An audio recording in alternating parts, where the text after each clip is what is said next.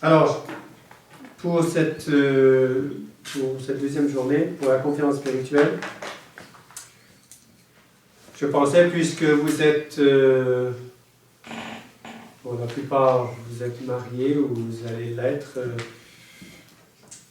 de parler de ce petit livre qu'on a reçu en fait cette semaine, sorti de l'imprimeur il y a 2-3 jours. Le Père de famille, par le Père Jean-Dominique. C'est un petit trésor et au cours de mes nombreuses années de sacerdoce, souvent on rencontre des pères de famille à différents niveaux, même après 10-20 ans de mariage, qui ne comprennent pas vraiment leur rôle de père de famille. Et alors, ceci est un livre vraiment je dirais de base pour comprendre votre rôle de père de famille ou de futur père de famille à tous les niveaux. C'est vraiment un petit trésor. On a l'équivalent ici pour la mère de famille. Le Père Jean-Dominique a fait aussi pour la mère de famille. Mais on va parler aujourd'hui du père. Puisque, bon, Tradition Québec veut former des hommes, essayer de former une élite, et on commence chez vous, on commence à la maison. C'est là que ça commence. Il faut commencer dans votre tête, mais les premières choses à faire, vous rentrez chez vous, vous qui avez une épouse et 1 ou 2, 3 enfants, eh bien, ça commence, qu'est-ce que ce petit mouvement comment ce mouvement peut vous aider à être un meilleur père de famille, un meilleur époux, puis à comprendre ce que vous avez à faire. Alors, je vous ai donné une copie là, je vous ai prêté une copie, si vous avez devant vous. C'est à vendre, c'est 10 $. Si vous voulez, je pense que vous voudrez l'acheter, parce que je vais faire un petit résumé là, dans 1 heure de ce livre, pour donner la synthèse. On en a encore quelques-uns. Ça fait des très beaux cadeaux aussi, que vous allez voir. Si vous avez des amis, des jeunes pères de famille, ou des futurs là, qui se préparent au mariage, c'est des très beaux cadeaux à faire. Alors, vous avez regardé la table des matières. Alors, si vous ne voulez pas l'acheter, faites attention quand vous l'ouvrez, cassez le pas, etc. Si vous allez l'acheter, bon, vous réglerez ça avec M. Dumas tout à l'heure. Okay. Regardez à la fin, page 79, la table des matières.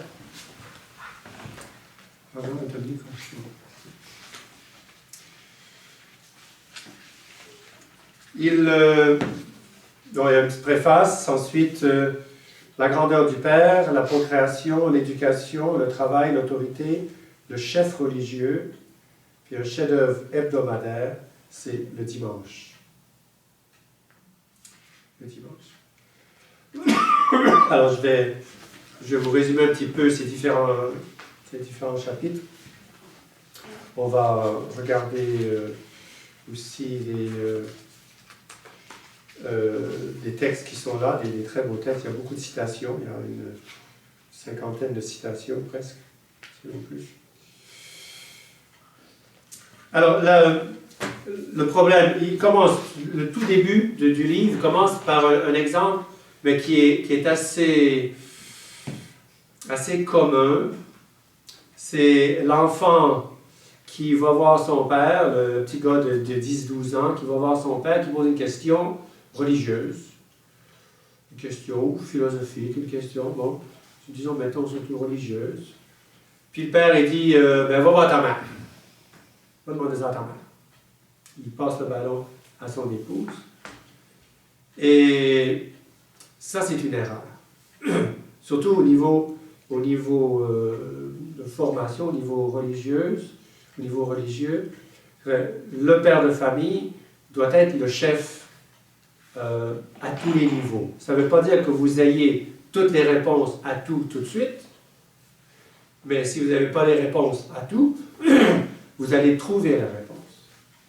Il y a des choses qu'on peut passer à l'épouse, certaines choses qui sont du domaine plus spécifique de l'épouse, mais des questions de religion, des questions de philosophie, des questions de la vie, ou l'Église, etc.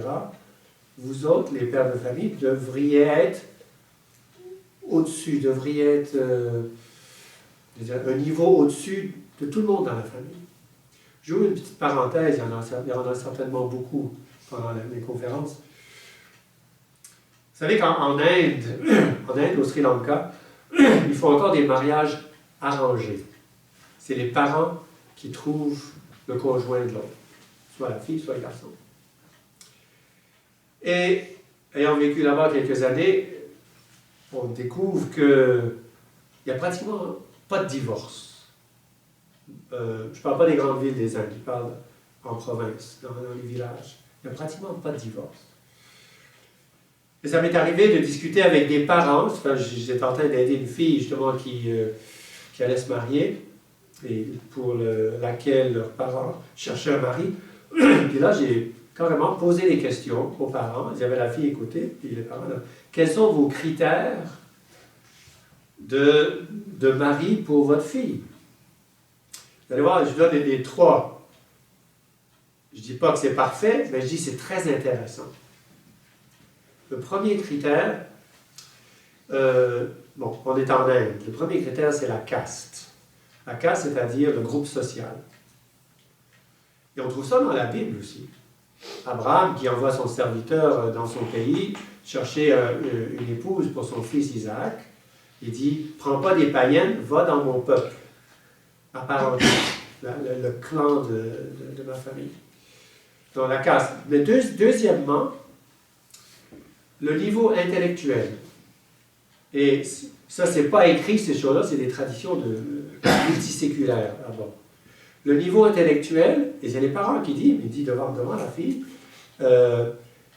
il faudrait que le gars soit d'abord fait des études un peu dans le même domaine que la fille, soit en éducation, en médecine, en électronique, ou je ne sais pas quoi, dans les services humains, je ne sais pas, bon. Et que le garçon ait une formation supérieure à la fille. Et ça, c'est très, très sage. Très, très sage. Parce que ce qui se passe souvent, et on le voit, une femme qui est plus éduquée que son mari, elle peut avoir toutes les autres qualités, mais si elle est plus éduquée que son mari, il peut y avoir, et il y a, au cours des années, ça arrive, un déséquilibre, où la femme devient peut-être orgueilleuse et commence à mépriser son mari. Moi, j'ai fait plus d'études que toi. Toi, tu sais rien. Toi, tu n'as jamais étudié ça. Moi, j'ai étudié ça. J'étais à l'université. Et puis là, il y a un déséquilibre qui se passe dans la famille. Donc, le père de famille, au niveau intellectuel, doit être au-dessus. C'est une question de leadership, c'est une question d'être chef, et au moins d'avoir, et ça on va en parler dans un instant, sur la question d'autorité. La question aussi du père de famille comme chef religieux. C'est un chapitre très intéressant. Donc, vous voyez un petit peu, puis la troisième condition, le troisième critère pour les Indiens, c'était la religion. La même religion. Donc, eux autres, c'était donc le clan social, le niveau intellectuel de l'homme un petit peu plus élevé, aussi pour pouvoir discuter entre eux, si vous êtes tous les deux dans la médecine, en droit ou en éducation, pour pouvoir avoir des discussions sur le même sujet. Et c'est ça, la vie de couple, vous savez très bien, il faut pouvoir discuter des heures et des heures, vous partez en voyage, des choses que vous avez, des intérêts communs. C'est très intéressant. Alors, voyons un petit peu. Je vais vous faire un petit peu le résumé d'abord du livre. Alors, il parle de le modèle pour le père Jean-Dominique, on appelle le père. En anglais, on l'a traduit en anglais, il va sortir éventuellement en anglais. On l'a appelé juste father. Alors, on va parler de la paternité divine. Paternité divine. Alors, on dit Adintra à l'intérieur puis ad extra. Ad intra, alors c'est la vie de la Sainte Trinité. Là, on a le Père, Fils et Saint-Esprit. Okay?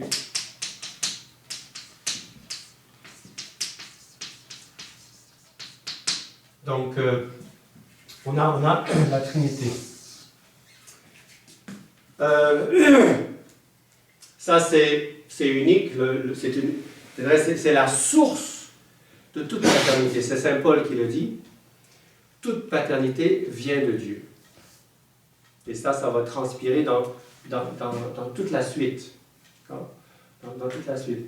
Cette paternité, le Père qui est la source du Fils, qui est à l'origine du Fils, le Fils a tout reçu. La différence entre cette paternité divine et la paternité humaine, ou paternité même dans le monde animal, c'est que le Père se donne, le Père d'abord, il n'y a pas de Père et Mère, c'est le Père éternel se donne en entier, mais totalement, vous autres, vous restez ce que vous êtes, c'est vrai, puis votre enfant est séparé de vous. Quand il vient au monde, ben, nous autres, on est les fils de nos pères, quoi. Le Père ici se donne entièrement. Il n'y a rien que le Père a que le Fils n'a pas.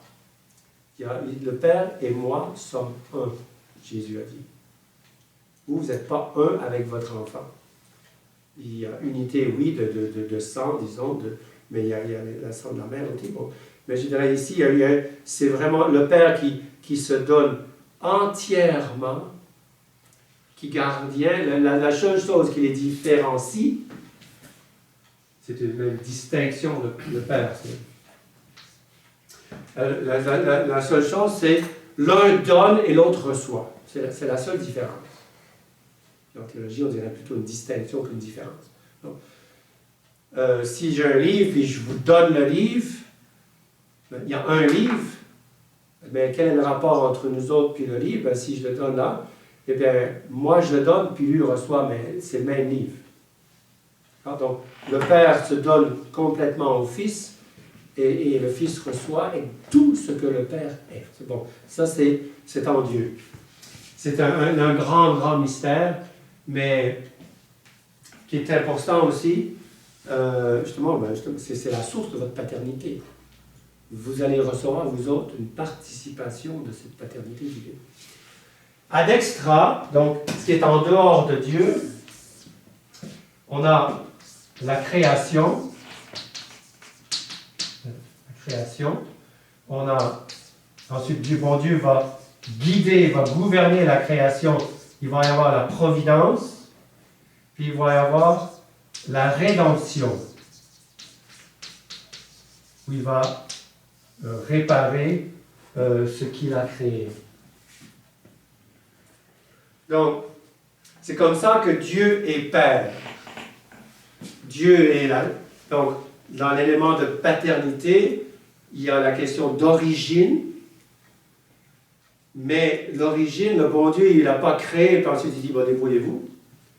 Et l'origine, le bon Dieu s'occupe de sa création. Il y a tout le monde des anges, le monde des lois naturelles, tout le monde chimique, biologique, tout ça, et tout l'univers, les étoiles, les galaxies. Le bon Dieu a créé tout ça, mais il s'en occupe, la providence. Et pour nous autres, les hommes, eh bien, il est venu, et puis il s'est donné à nous autres, il est mort sur la croix, il est ressuscité, il veut nous donner la vie. Alors, ça c'est par rapport à Dieu. Et le livre est basé là-dessus, sur cette notion, cette doctrine de la paternité. Alors, on va avoir ici, donc, si on met ici pour les hommes, ici, okay, pour l'homme, on va avoir ici, donc, la paternité. La paternité. La création va se diviser en deux. Il va y avoir, ça va être le chapitre 1. Le chapitre 2, ça va être la procréation.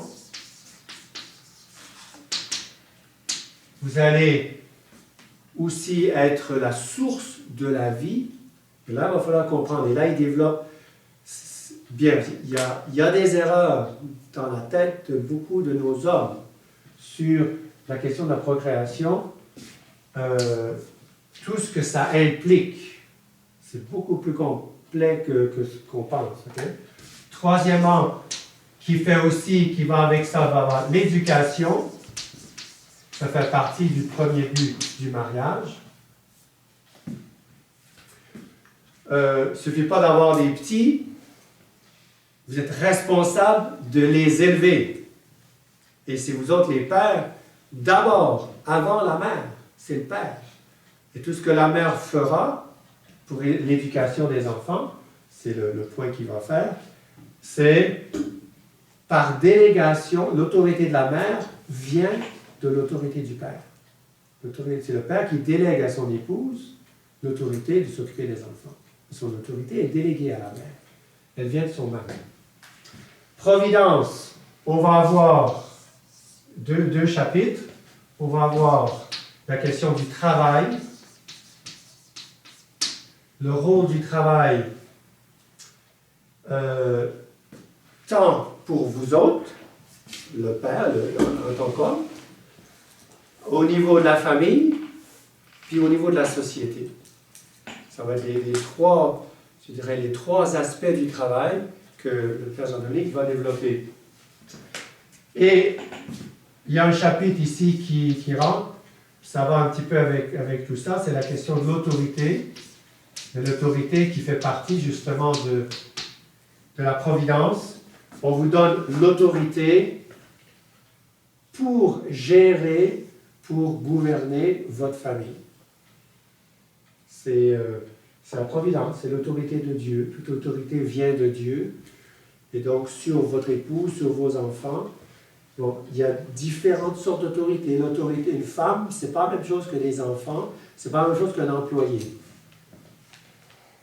Sur les trois, vous allez avoir l'autorité, mais c'est une autorité qui s'exerce différemment. Ce n'est pas la même chose.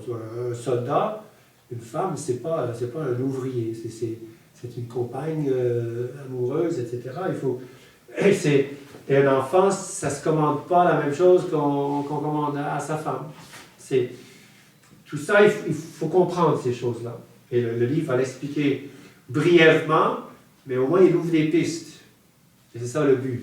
C'est un petit livre, il y a quelques pages, mais s'il y a des points là-dessus qui vous intéressent plus particulièrement, alors on peut vous aider à trouver des lectures, à développer un peu ce thème-là. Mais sur tous ces domaines, vous devez avoir certaines connaissances. Et la question de la rédemption. Donc, là, on a ce très beau chapitre 6, qui est le chef religieux, le père comme chef religieux.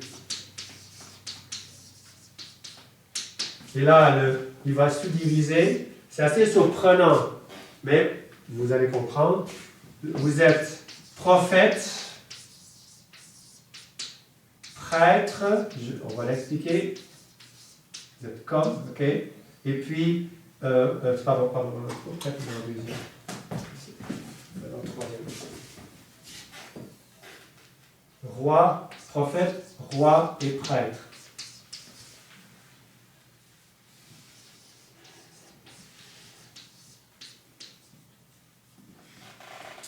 Je résume, prophète, c'est celui qui parle au nom de Dieu, donc là c'est la doctrine. Vous devez connaître la doctrine, l'enseignement catholique.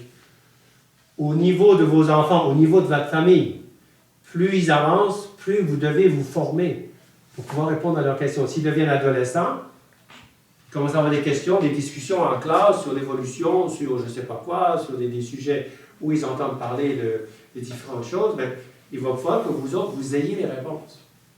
Puis si vous n'avez pas la réponse, vous dites, écoute, tu as une bonne question, je vais me renseigner, puis je vais te donner la réponse demain. Puis vous allez faire votre enquête, vous allez étudier. Mais la réponse va venir de vous. Ou si c'est des cas vraiment difficiles, on dit, allez, on ira voir M. l'abbé demain pour lui poser la question. Mais il faut toujours, l'autorité est importante. Il ne faut pas passer le ballon à quelqu'un d'autre. Je ne sais pas, on va demander à quelqu'un d'autre. Et septième chapitre, c'est la question du dimanche. Il dit, c'est un chef-d'œuvre, cette idée d'avoir un jour dans la semaine de repos, un jour, parce que le dimanche, vous pouvez pratiquement donc faire surtout la question de l'éducation, exercer l'autorité, la question de chef religieux, plusieurs de vos devoirs de père peuvent se réaliser le dimanche quand vous êtes avec votre famille. En semaine, vous travaillez, vous rentrez le soir, etc., vous ne voyez pas trop les enfants. Mais le dimanche, vous êtes ensemble, puis là, vous avez votre famille, votre petit monde, votre petit peuple, et puis là, vous exercez vraiment toutes vos responsabilités, à tous les niveaux. En passant, au fur et à mesure que je passe, si vous avez des questions, hein, n'hésitez pas à poser des questions. Hein. Donc, ça, c'est ce livre du père de famille. Vous voyez, c'est dans cette première conférence aujourd'hui, une conférence plutôt spirituelle, mais on voit tout de suite que on pourrait résumer ça en une phrase: l'homme est créé à l'image de Dieu. Ça, c'est par rapport à la paternité, par rapport à, justement, à la famille, par rapport à tous ces niveaux-là. L'homme va prendre la place de Dieu, va représenter Dieu, va être le représentant, va jouer le rôle de Dieu à la maison. On ne voit pas Dieu, on voit nos parents, les petits-enfants, ils vous voient, vous autres. C'est les premières personnes qu'ils arrivent à connaître, c'est vous autres, les pères de famille, les mères. La mère peut-être plus que le père au début, mais très vite, c'est ces deux visages. Le concept de mère et père, petit à petit, ça arrive dans la tête de l'enfant. Ça va être notre cours un petit peu sur la logique, on va parler tout à l'heure, des idées. Alors, c'est très important, justement, de comprendre tous les aspects de la paternité. La paternité, c'est pas rien qu'être le chef de la famille, puis faire des petits.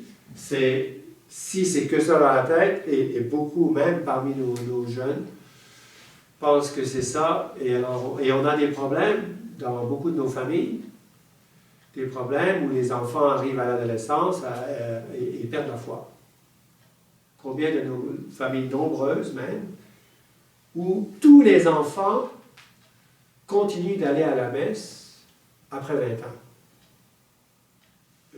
C'est pas toujours glorieux. C'est pas toujours glorieux. Alors, donc c'est pour ça qu'il faut, et c'est pour ça que je crois que c'est excellent qu'on ait ces journées, qu'on peut en parler tranquillement, puis couvrir certains points. On ne pourra pas tout faire. Comme je vous dis, une fois tous les 2 mois, c'est à peu près la fréquence de ces journées de formation. C'est ce qu'on s'était mis d'accord la fois d'avant. On va regarder certains thèmes, certains aspects qui peuvent vous concerner. Mais c'est à vous aussi de faire du travail. C'est à vous de faire des lectures. C'est à vous d'écouter des conférences en auto, partout, de continuer un petit peu cette étude qu'on essaie de vous donner. Alors, on va regarder, je vais passer maintenant avec le livre, on va regarder certains des chapitres, ou tous les chapitres, et pour étoffer ça, puis ensuite, vous pouvez les relire vous-même. Ok, les relire vous-même. Alors, il dit au début, quand Dieu a donné les 10 commandements à Moïse, on appelle ça les 2 tables de la loi. Si vous avez je suis à la page 11. Okay?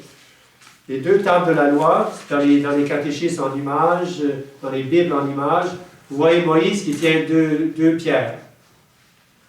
Deux pierres, des tables en pierre, comme des ardoises, si vous voulez. Et le bon Dieu a écrit sur les tables. Et traditionnellement, sur la première, il y a les 3 premiers commandements qui concernent Dieu, et l'autre du 4e au 10e commandement, qui concerne le prochain. Et le premier commandement, c'est par rapport à nos parents. Tu honoreras ton père et ta mère.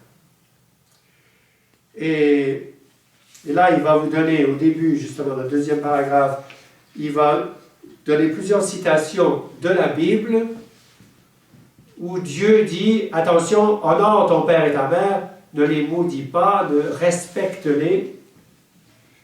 Si quelqu'un maudit son père et sa mère, sa lampe s'éteindra au sein des ténèbres. Proverbe 20, 20. En bas de la page, là. Mon fils, soutiens ton père dans sa vieillesse et ne le contriste pas durant sa vie. Son esprit viendra-t-il à s'affaiblir, sois indulgent et ne le méprise pas dans la plénitude de tes forces. Quand nos parents deviennent vieux, il faut toujours se rappeler, c'est quand même nos parents et notre père, même s'ils ont l'Alzheimer, même s'ils perdent la tête, on leur doit le respect. Quand on était petits, nous autres, on n'était pas très forts. Ils se sont occupés des autres. Alors quand eux autres deviendront faibles à la fin, dans la mesure de nos circonstances, de nos moyens, il faudra s'occuper d'eux autres et non pas les mépriser. Et donc,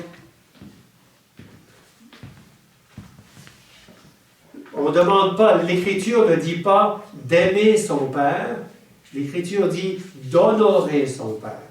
Il faut honorer notre père. C'est donner des marques d'honneur et de respect. C'est une chose sainte. La paternité, il y a quelque chose de saint.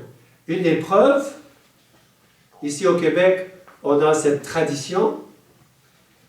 Je n'ai pas vu dans d'autres pays. Si parmi vous, il y en a qui savent. Le 1er janvier, le père de famille bénit le père bénit la famille. Et on le fait même si on est prêtre. Et on m'a dit, je crois que c'était le cardinal Léger, ou un des cardinaux de Montréal, qui, le 1er janvier, il allait toujours voir son père à la maison. Il se mettait à genoux devant son père, avec ses frères et sœurs. Papa, bénissez-nous s'il vous plaît. Parce qu'il y a une grâce spéciale, et ça vient, on retrouve ça dans l'Écriture sainte. On voit Abraham qui bénit Isaac, Isaac qui va bénir Jacob. Il y a une tradition, donc une transmission de la bénédiction paternelle. Pourquoi? Et ça vient d'où? Vous n'êtes pas prêtre, vous avez un certain rôle religieux, on va le voir quand on verra le chapitre 6, mais votre paternité est connectée avec le bon Dieu. Donc elle est sainte. Et d'une part, d'autre part, dans beaucoup de familles, quand les enfants vont à l'école, le matin ils partent, et la mère prépare après le déjeuner, tu mets le manteau, tu as ton pique-nique, tu as ton sac, tes livres, etc. Puis la mère ou le père fait un signe de croix sur le four des enfants. Tous les jours. Ou avec ou sans eau bénite, peu importe. Ou le soir avant d'aller se coucher. Ça, c'est encore plus commun que les parents font un signe de croix sur le front des enfants. Ils bénissent. À quel titre? Parce que votre paternité vient de Dieu. C'est ça. J'ai donné la vie à cet enfant.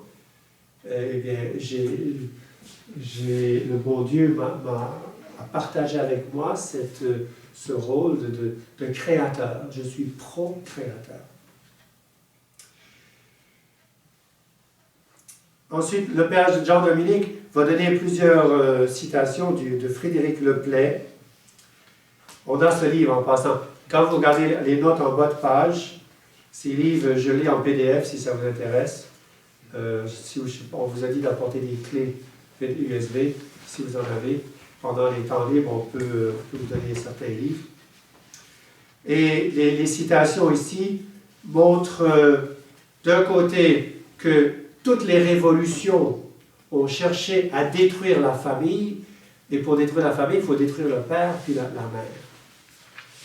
Et les peuples qui honoraient les pères étaient les peuples les plus forts. Là où le père de famille,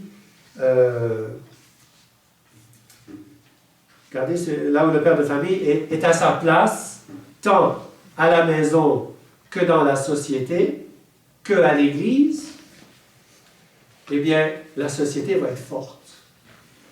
Regardez, à la page 14, l'avant-dernier paragraphe, après avoir parlé des problèmes des révolutionnaires, le remède à ces mots se comprend aisément. Bon, il parle de la France, mais c'est universel. Pour reprendre le cours de ses hautes destinées, la France doit d'abord reconnaître le danger des passions et des préjugés qui l'égarent. Elle doit ensuite restaurer l'autorité paternelle en lui donnant une double sanction, en pratiquant dans l'ordre religieux le 4e commandement, en restituant au père dans l'ordre civil la liberté testamentaire. Bon, c'est la question de le père qui passe à ses enfants au moment de la mort. Mais je dirais, il y a le rôle du père. Et ensuite, il va, après avoir fait une petite observation dans différents peuples de l'importance du rôle du père, là, il va dire, mais pourquoi, d'où vient au père cette place centrale dans l'édifice des sociétés humaines? C'est que votre paternité vient de la paternité divine.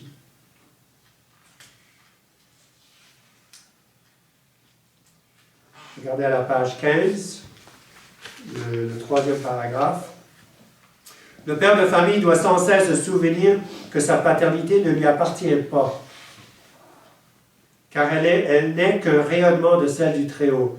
Le précepte divin « Honore ton père » se traduit donc en premier lieu pour lui « Honore toi, père de famille, honore en toi d'abord ta paternité, honore le père que tu es, fais honneur à la dignité de père dont tu es revêtu. Tu n'es que le ministre et l'instrument d'une paternité ô combien majestueuse. » Par sa vertu, son langage, son métier, le Père doit inspirer le respect et refléter quelque chose de la beauté du Père éternel. Par sa prière, il s'efforce de vivre constamment dans la main de son Maître.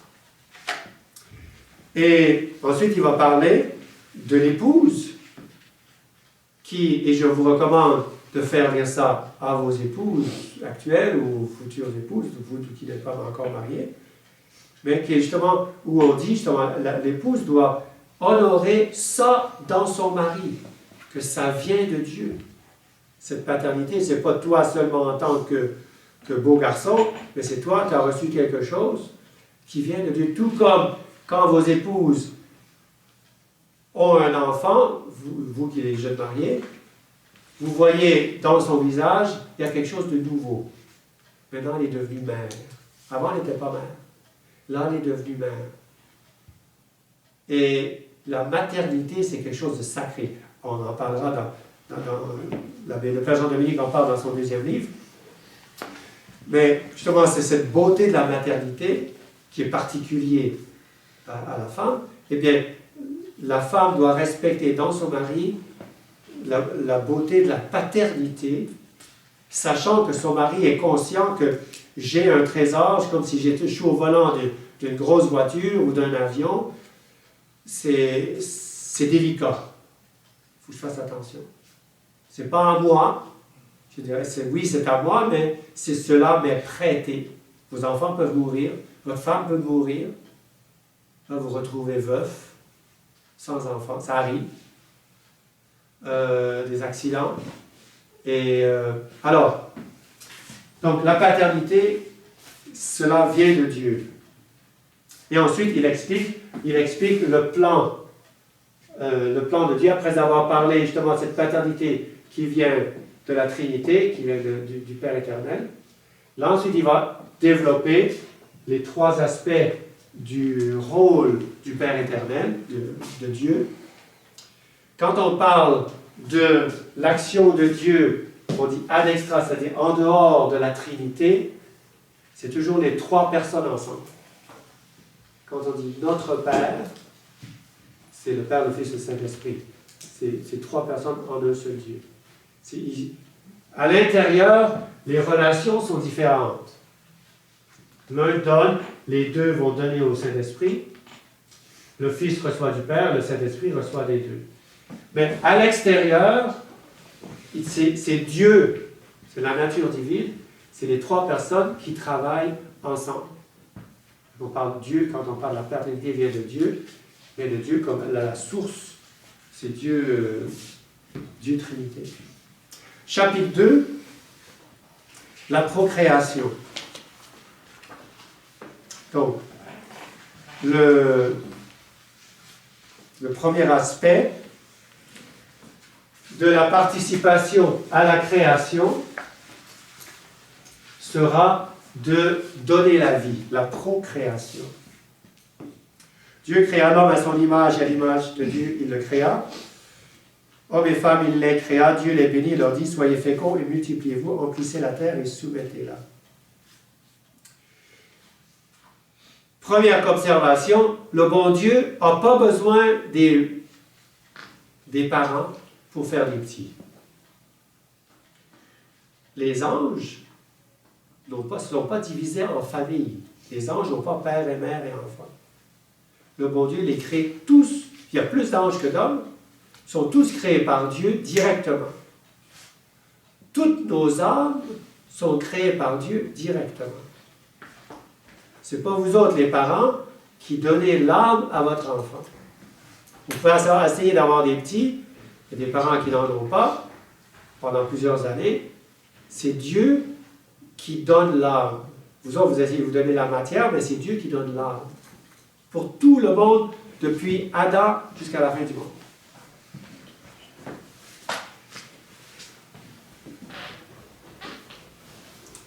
Alors, ça, il faut se rappeler de ça. Le bon Dieu aurait pu créer les hommes à l'âge adulte, comme il a fait Adam et Ève. Il faut comprendre cette procréation. Là, il y a quelque chose qui... Le bon Dieu, alors je répète, n'a pas besoin de vous autres pour créer le monde. Comme dit dans l'Évangile, il pourrait faire des enfants d'Israël de ces pierres. Comme il a pris de la boue et il a fait Adam. C'est notre Seigneur qui dit qu'il pourrait faire crier les pierres, il pourrait faire des enfants des pierres s'il voulait. Alors, l'aspect ici de procréation que le Père Jean-Dominique va développer, c'est le fait que le Père est à la source. C'est ça qu'on dit dans la Trinité, le Père est la source du Fils. Okay? Le Fils vient du Père. Alors, le fait d'être à la source, il développe ça, donne au Père une responsabilité redoutable. Ça, en bas de la page 19. Non seulement parce qu'il collabore à la transmission de la vie, qui est une œuvre sacrée, mais parce qu'il le fait à titre de source. Et ce caractère propre de la paternité se retrouve ensuite dans toutes ses œuvres. Or, si une source est souillée, toute la rivière qui en découle sera polluée, toute la région qu'elle irrigue en sera contaminée. Donc, le rôle du Père, c'est pas... Vous n'êtes pas comme une éprouvette, c'est-à-dire les bébés éprouvettes. Si on prend un sperme, on prend une cellule, un œuf, et puis on féconde l'œuf dans un bébé éprouvette. Je veux dire, c'est dénaturer la transmission de la vie. La transmission, ça vient du père et de la mère. Et le fait que le père est à l'origine, c'est la source. Et là, si la source est sale, comme il dit, ce sera l'épouse, ce sera les enfants, ce sera, quand on parle de la saleté ici, ou la corruption, c'est à tous les niveaux, à tous ces niveaux-là. Si le père n'est pas capable d'éduquer, de bien travailler, exerce mal son autorité, s'il n'est pas chef religieux, c'est toute la famille qui va partir. Donc, pour bien comprendre la procréation, c'est ce rôle, vous êtes à la source. Page 20, paragraphe du milieu. Au IVe siècle déjà, Saint Jean Chrysostome mettait un père de famille devant sa lourde responsabilité. Si tu élèves bien ton petit, celui-ci aussi élèvera bien son fils, et celui-ci son fils, comme une sorte de chaîne et de succession. Et cette éducation s'étendra à tous, prenant son origine et sa racine en toi, et ainsi tu porteras du fruit abondant grâce à ta sollicitude auprès de tes fils. Je donne un exemple. Bon, on prend plusieurs exemples aussi. Mais un exemple. Vous avez les parents Lefebvre, monsieur et madame Lefebvre, qui ont élevé 8 enfants, mais qui les ont bien formés. Puis regardez l'éducation qu'ils ont donnée à leurs enfants. Vous avez, entre autres, à Marcel. Marcel ne s'est pas marié, il n'a pas d'enfant physique, naturel, mais il a toute une progéniture spirituelle. On va arriver dans quelques mois au chiffre de 600 prêtres dans la fraternité.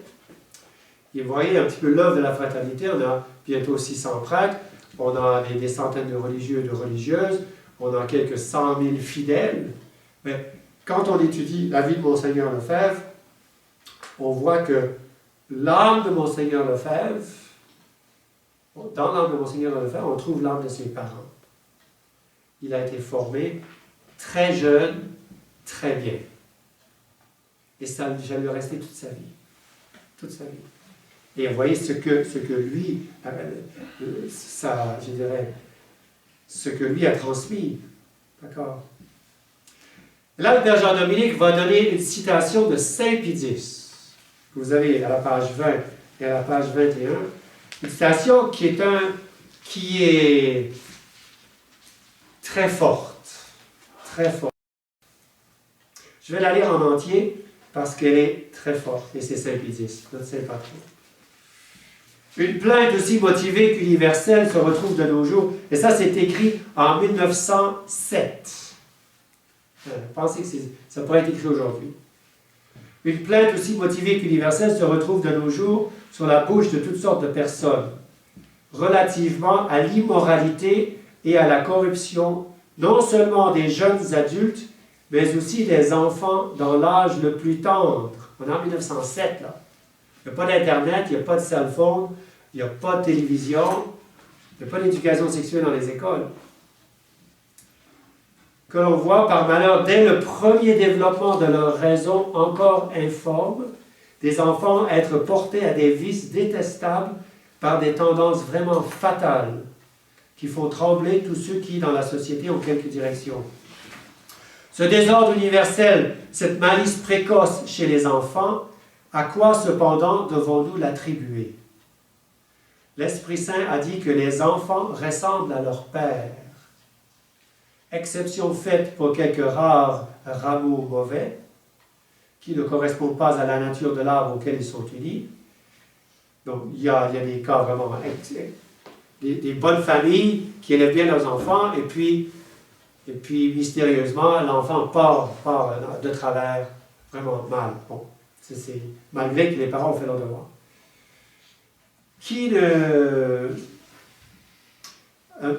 Exception faite pour quelques cas, la méchanceté des enfants doit être imputée à la négligence, à l'insouciance, etc., et ce qu'à Dieu ne plaise, à la malice des parents. C'est pourquoi, si nous devons attendre quelque chose de bon pour la société, nous devons l'attendre spécialement de la famille. La restauration de la civilisation chrétienne ici au Québec, au Canada français, ça commence chez vous à la maison. C'est là que ça commence.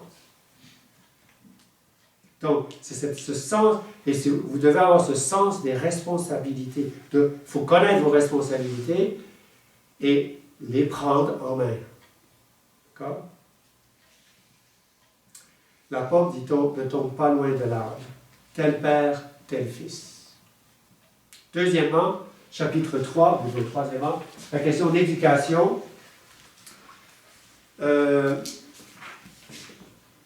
Je dois résumer un petit peu là, mais ça suit, d'accord? Mais ce que je veux que vous compreniez, c'est regardez en bas de la page 22. Okay? Quel sera le rôle du père dans l'œuvre de l'éducation? On entend souvent dire que dans la famille, le mari a pour mission principale de subvenir aux besoins matériels, tandis qu'il revient à la femme de s'occuper des enfants. Puis là, il va développer ça, le rôle de la femme. C'est sûr qu'elle a un rôle irremplaçable. Elle est beaucoup plus proche au niveau physique de ses enfants qu'elle a porté pendant 9 mois. Elle a plus de sensibilité. Cependant, au milieu de la page 23, cependant, elle agit dans toute cette œuvre comme une associée. C'était la phrase que Dieu a dite quand il a créé Ève. Faciamus ei adjutorium sibi simile. Donnons à Adam une associée, une aide semblable à lui, mais c'est une aide. Comme pour l'œuvre de la régénération, le Père a ici une place primordiale. Il est la source et le principe. Il donne l'influx et un caractère particulier à l'éducation. Dans notre citation de saint Thomas d'Aquin, le Père est principe à la fois de la génération, de l'éducation et de la discipline, et de tout ce qui se rapporte à la perfection de la vie humaine. Donc la source, la ligne directrice, l'orientation, c'est vous autres, les pères de famille, qui l'a donné. C'est pas la mère, c'est vous autres. La mère. On parle ici des cas idéaux, okay? Des cas parfaits, mais il faut avoir une idée, c'est quoi, vous êtes jeunes, plusieurs d'entre vous, vous êtes mariés dans les quelques années qui viennent de se passer, c'est quoi un mariage parfait? Toujours le péché originel qui rentre là-dedans, puis nos péchés actuels, nos passions. Mais n'empêche qu'il faut voir c'est quoi le modèle, à quoi il faut tendre. Et c'est ça le but ici. Parfois, la femme doit suppléer aux faiblesses de son mari, mais quand la maman enseigne, punit et redresse, elle se sait investie de l'autorité de son mari et agit en son nom. Parce que quand l'enfant commence à résister à sa mère, petit gars de 8 ans ou même parfois plus jeune, attends que ton père arrive. Tu vas avoir affaire à ton père. Donc, quand elle dit ça, c'est qu'elle s'accroche à l'autorité de son mari. Et le père doit vraiment soutenir, doit déléguer. Alors, on n'a pas ici, on le dit peut-être en passant, la communication, l'unité entre mari et femme, c'est primordial. Que de familles cassées, parce qu'il y a un manque de communication, un manque d'unité. Un livre que je vous recommande là-dessus, c'est pas écrit par un catholique, mais qui a beaucoup de sagesse naturelle, c'est L'homme vient de Mars, la femme de Vénus. Et même des religieuses, des mères religieuses en France qui m'ont dit qu'ils connaissaient ce livre, pour comprendre la psychologie de l'homme et la psychologie de la femme. Quand vous parlez à votre femme, vous parlez comme homme, et vous allez lui décrire quelque chose, on est allé manger au restaurant, oh, qu'est-ce que vous avez mangé? Oh, c'était bon, bon steak, c'était bon, bon vin, bon. C'est fini. Alors, si elle s'en va dans un repas, puis vous dites qu'est-ce que tu as mangé, elle va tout donner tout le menu, tout ce qu'il y avait qu'on n'a pas mangé, qu'on aurait pu manger, et puis comment ça a été préparé, et puis les ingrédients, elle va tout vous décrire. La psychologie de la femme est différente. Vous vous complétez. Mais il faut savoir, il y a et le livre, qui est écrit par un médecin, le livre dit, ce monsieur, il a beaucoup conseillé énormément de couples, peut-être des milliers, je pense, mais il a dit, ça revient toujours à un manque de communication. Parce que la façon dont nous autres, on s'exprime, les hommes, la façon dont nous autres, les hommes, on réagit devant un problème, puis la façon dont une femme communique et une femme réagit devant c'est tout à fait différent. Il faut connaître la psychologie. Alors ça, c'est très utile de connaître ça. Et donc, l'éducation. Je donne, il y a un paragraphe intéressant ici, à la page 24. C'est un capitaine de marine marchande, un catholique, qui pendant 30 ans s'est occupé d'être sur des navires. Et puis un jour, il fait une enquête auprès de ces hommes sur un petit peu leur famille, leur vie de famille. Et puis il dit, il y en a seulement quelques-uns qui priaient encore. Et alors il dit, tous ceux qui pratiquaient encore, qui prient un peu, qui viennent peut-être un petit de croix avant de manger, là, un petit de croix, ou bon, qui ne sacraient pas, ou je ne sais pas quoi, bon, disaient que leur père était un fervent chrétien. Et tous ceux, en revanche, qui s'étaient éloignés de la religion avouaient, ma mère était une bonne chrétienne, très pieuse même, mais mon père ne pratiquait pas. Les garçons, vos garçons vont être ce que vous êtes. S'ils ne vous voient jamais aller communier, s'ils ne vous voient jamais aller vous confesser, s'ils ne vous voient jamais dire la prière en famille, puis commencer, allez, on se met à genoux, on dit chapelet, allez, hop, on commence. C'est vous, père de famille, qui devez, le chef religieux, le chapitre 6. Et il faut toujours se rappeler, tel père, tel fils. Si vous ne pratiquez plus, fini. Et là, il va développer l'éducation. Il va donner, je donne seulement les titres là. La première façon d'éduquer vos enfants, c'est l'exemple. Les bébés, il va copier. Le bébé, il va faire la même chose, le petit garçon, il va imiter son père. Il va parler comme son père, il va marcher comme son père, il va copier son père. C'est dans la nature, c'est les animaux font comme ça. On a un côté animal au niveau naturel, on apprend par imitation. Donc le premier exemple, le premier chef d'éducation, le premier aspect, c'est l'exemple. On a un exemple, ensuite il va dire la présence, puis troisièmement, c'est la bonté. Il va développer ces trois points-là. L'exemple. Deuxièmement, la présence, et surtout aujourd'hui dans notre monde fou, où vous autres, bon, j'ai vu en différents pays, le père de famille doit partir pour des longs voyages, il doit être pris au bureau, mais des longues heures. C'est très très dur pour élever une famille. Je vous rappelle, justement, c'est pas la mère la chef de famille, c'est le père le chef de famille. Vous devez souvent déléguer, et vous aurez à tout le faire tout le temps. Et, alors il va expliquer, si vous devez, par devoir d'État, être absent de la maison, bon là, il faut être présent d'autres façons. Là, on a des cellulaires, on a des téléphones, on a Skype, on a différentes façons. Vous n'allez pas élever vos enfants par Skype. Je dis en rigolant, mais c'est pas rigolant, je l'ai vu. Moi, je vous dis, à Singapour, l'Asie, il a ses propres problèmes, mais les Philippines, par exemple, la source de revenus, la première source de revenus de toute la nation philippine, ce sont ceux qui travaillent en dehors. OFW, they call it. OSW, Overseas Workers. Et à Singapour, il y a 80 000 Philippins qui travaillent comme serviteurs, servantes, infirmières. Hong Kong, il y en a 100 000. À Tokyo, il y en a des centaines de mille partout en Asie. Les Philippins, ils ont des qualités très très fortes. Mais c'est la mère qui va partir travailler. Mais moi, j'ai vu. J'ai dit, c'est pas possible. Je parle des mères, là. Mais c'est la même chose pour les pères. Les pères, eux autres, ils vont aller travailler sur des bateaux. Ils partent pendant 9 mois. Ils se marient, pour être sûr que la fille ne va pas se marier avec quelqu'un d'autre.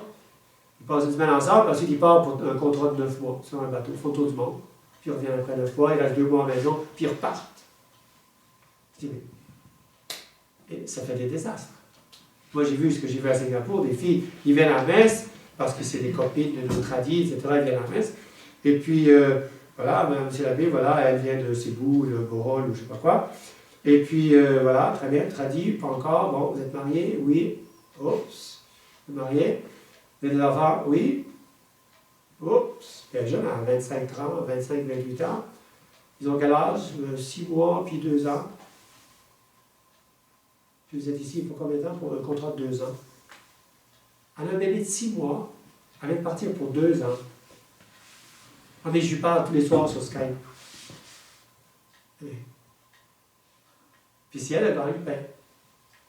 Moi, j'ai dit, j'ai fait des sermons là-bas, on fait des sermons. Mais écoutez, bien sûr, il y a des cas de nécessité, mais il faut réfléchir.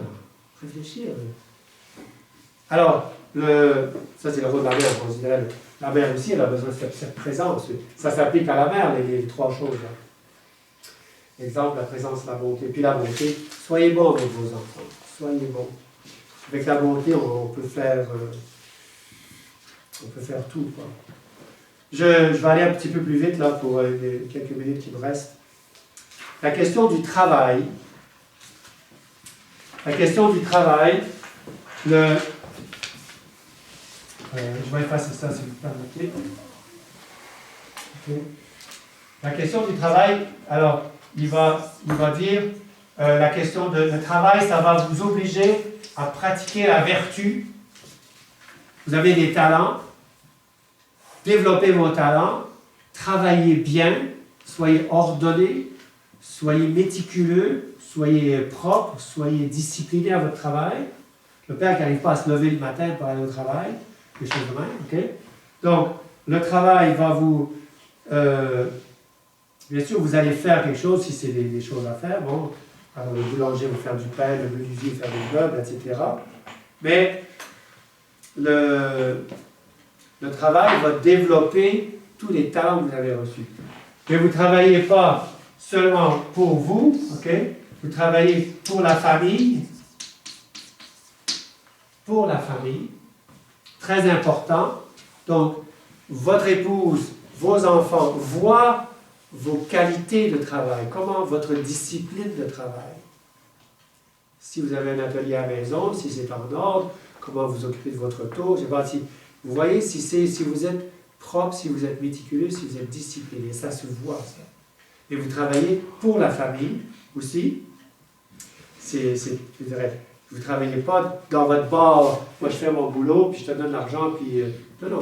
Le travail, et là il donne des exemples, si vous êtes menuisier, vous êtes fermier, vous avez des travaux ou même boulanger, vous avez un magasin, les enfants vont se mêler un petit peu à la vie. C'est la vie de la famille, le travail. D'accord? Et puis, la question du salaire, la question de l'argent, votre épouse, votre enfant, vos enfants voient comment vous gérez l'argent. C'est quoi l'argent? Qu'est-ce que vous faites avec l'argent? Ça, on revient à l'exemple. Et il va dire à la fin, le travail, c'est pas seulement pour vous, c'est pas seulement pour la famille, mais le travail a une dimension politique. C'est là la page 32. Okay? Au niveau politique,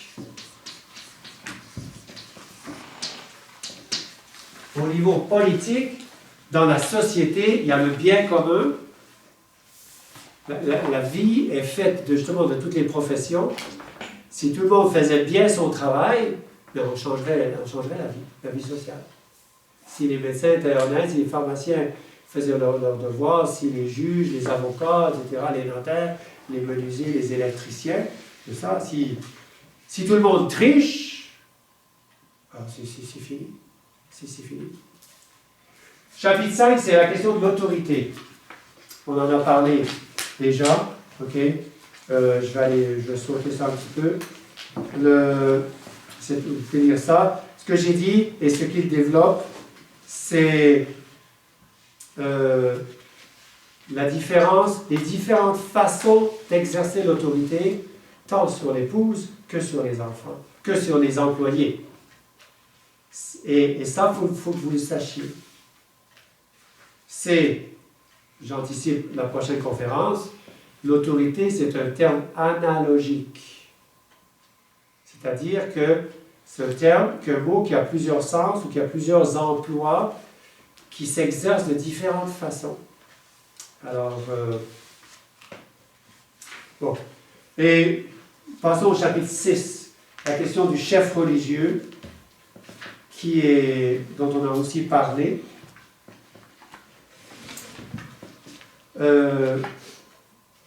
Très intéressant. Regardez la page 44, le deuxième paragraphe, qui est de Pie XII.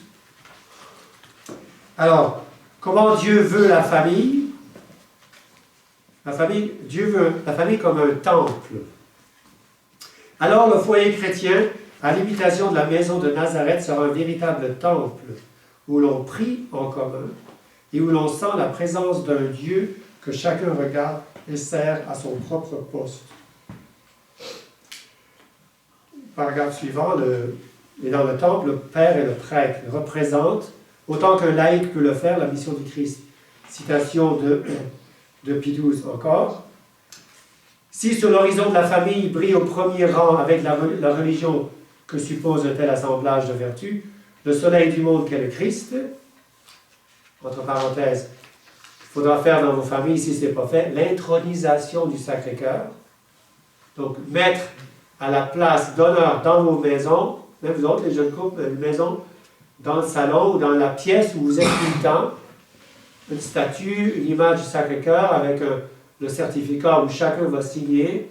Nous avons consacré notre maison, notre famille au Sacré-Cœur de Jésus. Telle date, on sait, les parents, les enfants s'il y en a, et puis vous allez les ajouter quand ils viennent au monde, puis le prêtre signe et la date. Notre Seigneur est le roi de notre maison. Ça s'appelle l'intronisation. Alors, notre Seigneur est le chef, cependant, le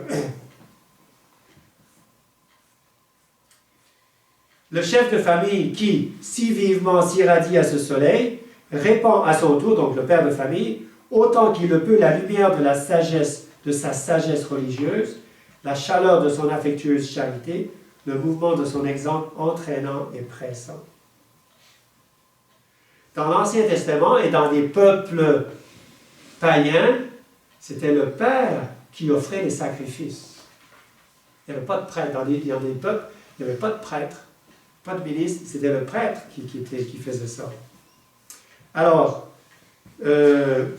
donc, tournez la page à 46. Prophète, c'est-à-dire quelqu'un qui parle au nom de Dieu. Et j'en ai parlé tout à l'heure. Prophète. Donc, prophète, nous autres, on pense, il a fait une prophétie, il a annoncé quelque chose du futur. Ça, c'est le deuxième sens. Le premier sens, étymologique, c'est-à-dire parler au nom de quelqu'un. Dieu vous dit ceci, et là, les prophètes parlaient, Isaïe, Jérémie et les autres. Okay? Et notre Seigneur enseignait lui-même lui avec autorité, parce que tout ce que je vous dis, je l'ai entendu de mon Père. Ma doctrine n'est pas la mienne. Alors, c'est le rôle du Père de...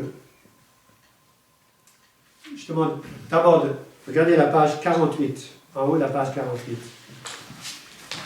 Donc, le devoir de parler, de vous représenter Dieu, non seulement par l'autorité, dont on va en parler rapidement, mais ici, la deuxième ligne, le Père étant un maître, doit sans cesse approfondir et élever sa propre formation doctrinale et être prêt à répondre aux besoins des différents membres de la famille selon leur âge. C'est très profond, ça. Là, vous avez un programme pour vous autres de formation. Au début, vous apprenez les principes, c'est quoi le mariage, comment s'occuper de votre épouse, etc. Mais quand les enfants arrivent, là, ne pensez pas que vous savez tout, parce que ça pousse vite les enfants. Puis il y en aura d'autres, puis il y en aura d'autres. Puis là, vous allez être un peu dépassé, mais s'il y a des questions dans les discussions, papa, c'est quoi ça? Ça veut dire quoi? Puis, oups, c'est quoi le communisme, papa? J'ai entendu ça. C'est qui Staline ou Staline? C'est qui Hitler, etc. Je ne sais pas, mais faut que vous sachiez donner des réponses intelligentes à vos enfants. Bon. Je vous rappelle, si vous ne savez pas, vous n'êtes pas censé tout savoir. Sur le champ, dites à votre enfant, écoute, je n'ai pas beaucoup étudié ça, mais je vais m'enseigner puis je dois te dire ça demain ou après-demain. Ça vient de vous. Vous téléphonez au prêtre, vous faites une recherche sur Internet ou je ne sais pas quoi, vous ouvrez un livre, puis ça OK, hey, mon gars, tiens, tu m'as posé la question hier, j'ai trouvé la réponse. Puis vous lui dites. Puis là, il va comprendre, ça va être aussi par l'exemple, vous allez lui expliquer, quand il ne sait pas quelque chose, il peut aller chercher la réponse ailleurs. Ça aussi par l'exemple. Le roi, ici le roi, deuxièmement, roi, c'est-à-dire chef, c'est ça ici. Régérer, c'est-à-dire gouverner. Regardez la page 49, comment ça va se faire. Tout d'abord par les lois et les coutumes qu'il établit dans la maison. Qu'est-ce qu'on fait le matin au réveil? Comment on mange? La discipline à table. On dit bonjour à papa et à maman, vous embrassez votre épouse, etc. Vous revenez du travail. Les habitudes de la maison. L'ordre dans la maison. Le choix des amis. Les responsabilités. Toi, tu vas faire manger le chien. Occupe-toi de nettoyer l'aquarium. Tu vas sortir les vidanges. Chacun sa job. C'est le père qui va organiser son petit royaume. Okay, roi. Mais en bas de la page 49, regardez bien, un autre aspect, c'est de protéger sa femme et ses enfants. Donc, protéger tout ce qui rentre dans la maison, Internet, télévision, revues, journaux, et les amis. C'est qui tu t'en vas? Tu t'en vas jouer avec le voisin? C'est qui ce voisin-là? C'est qui ce gars-là? Etc. Et là, l'importance des écoles. C'est des drames. Si vous êtes plusieurs, vous êtes ici à Lévis, mais vous n'êtes pas tous ici à Lévis, au Saguenay, à Toronto, tout ça. Mais c'est des drames des écoles. Qu'est-ce qu'on fait avec les enfants? Hier, j'ai encore eu une grosse discussion. Qu'est-ce qu'on fait quand on n'a pas l'école? Mais c'est votre devoir et ça fait partie justement du rôle de roi. Vous devez donner un input. C'est vous qui donnez la direction. Vous êtes le gouvernail. Si vous voulez, page 50, le paragraphe d'en bas, un très beau résumé, et vous devez méditer là-dessus. Une phrase de notre Seigneur. La volonté de mon Père, c'est que je ne perde aucun de ceux qu'il m'a donnés. Ça, c'est votre épouse et tous vos enfants. En tant que chef de la famille, votre rôle, c'est de conduire toute votre famille au ciel. C'est ça que ça veut dire. Et tant qu'il y en a un, si ça grandit, puis qu'ils commencent à aller de travers, il va falloir s'occuper d'eux autres, s'il est 18 ans, 20 ans, parfois même des jeunes. Moi, j'ai des jeunes dans une de nos villes, une fille de 14 ans qui est partie avec son copain, son chum. Vendredi soir, téléphone, papa, je rentre pas à la maison, je suis parti chez mon chum, à 14 ans. Puis le père du chum, il dit, ben, viens. Puis on passe la nuit ensemble. 14 ans. La fille, elle revient le lundi. Si ça vous arrive, comment vous l'accueillez, la fille? Ça se passe aujourd'hui, ça. C'est sûr que... Alors, c'est important, il faut punir, mais avec amour, il faut parler, il faut s'asseoir, discuter, puis il faut la conduire à la confession. Il faut lui faire comprendre ce qu'elle a fait. Non, mais c'est des drames, on vit ça dans nos familles. C'est pas parce qu'on est traditionnaliste qu'on est des anges. Hein. On a des drames, on les a tous, les drames. Tous les drames qui se passent en dehors, on les a dans nos familles. Et troisièmement, le prêtre, ça veut dire quoi? Le père de famille qui est prêtre, on l'a dit un petit peu, mais ça veut dire, c'est vous autres qui allez diriger tout l'aspect religieux de la famille, les prières, emmener la famille à la messe, les prières en famille, les consécrations, la place de Dieu dans la famille, offrir des sacrifices, apprendre l'esprit, apprendre aux enfants, à l'épouse, et donner l'exemple d'abord, l'esprit de sacrifice. Un prêtre, c'est celui qui offre le sacrifice. Alors, le père de famille doit d'abord savoir faire des sacrifices. Et donner l'exemple à sa femme, à ses enfants. Écoutez, on ne peut pas, on fait un sacrifice, on va offrir ça au bon Dieu. Et puis, c'est comme ça, on peut sauver les âmes. Cette Vierge qui nous enseigne à Fatima à faire des sacrifices pour sauver les âmes. Vous autres, les pères de famille, vous devez savoir ça. Et puis, pendant le carême, qu'est-ce qu'on va faire? Ensemble, on fait une réunion de famille. Quels vont être les sacrifices de famille qu'on va faire ensemble? On ne prendra pas de dessert, on ne prendra pas de sirop d'érable, on ne prendra pas de je ne sais pas quoi, pas de télévision, pas de ceci, pas de cela. Qu'est-ce qu'on va reprendre un peu plus? Des choses qu'on ne fait plus ou qu'on ne fait plus, qu'on va omettre, puis des choses qu'on va faire. On va faire la lecture. C'est le père de famille qui organise tout ça. Oui, c'est magnifique. Et finalement, le chapitre 7, le titre du chapitre 7, un chef-d'œuvre hebdomadaire. un chef-d'œuvre, c'est le dimanche.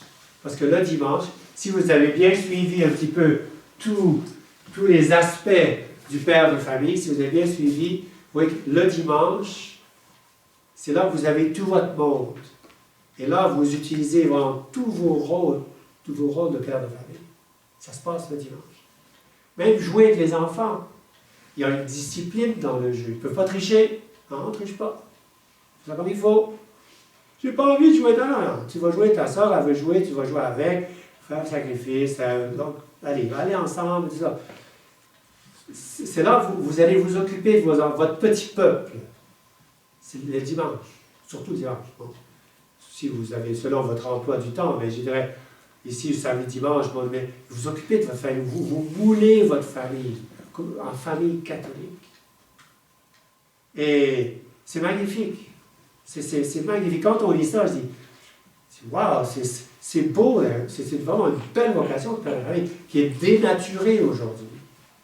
Aujourd'hui, c'est l'abandon. C'est pour ça qu'au début, il dit, la société, on peut mesurer la force d'une société par la place, le rôle, la compréhension des pères de famille.